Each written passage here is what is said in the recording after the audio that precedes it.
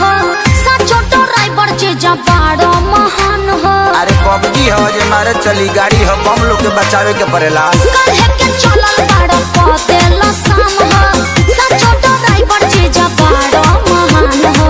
एकरा ले निमन रहित गाड़ी कके ओइती भाड़ा महंगा हो से ए जीजा जी छापी ना आउ धिया जाइबू त और भक्स काहे साली आई से देखा रे लूटे।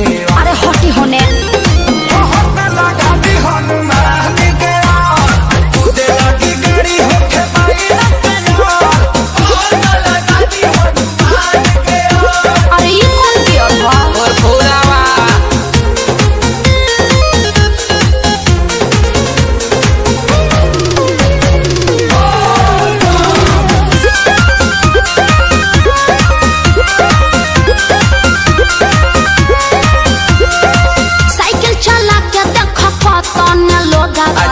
निकलल जाता रे आगे हो, तहर तो गाड़ी चले कछुआ के जैसा देही में हवा न लागे हो।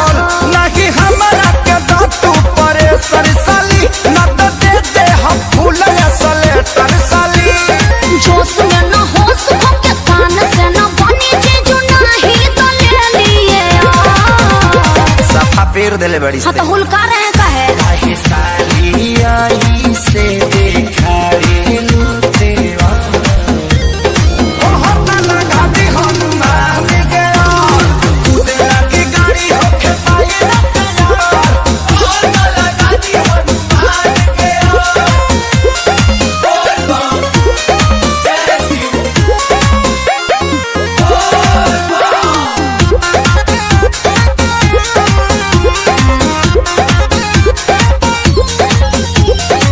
गाड़ी चलावे के लूरो न जानल आइए के धैला या स्टीयरिंग हो, सौसे त कमी बाटे तोहरा में जीजू जाके करा लो रिपेयरिंग हो। तनी वेट कर पावर हम देखा दे हम हो, हर चूनर के हवा में उड़ा दे हम हो।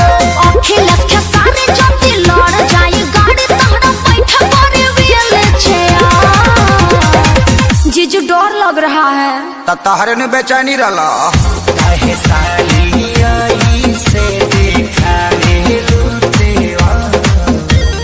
बहुत लगा दी हनुमान गया आए जीजू में कब भर जाए दीवार, रवा नहीं करब तो करी के तैयार। चल 1 घंटा पहले आ गलू, तो अब जल भरो ढारो। ओके।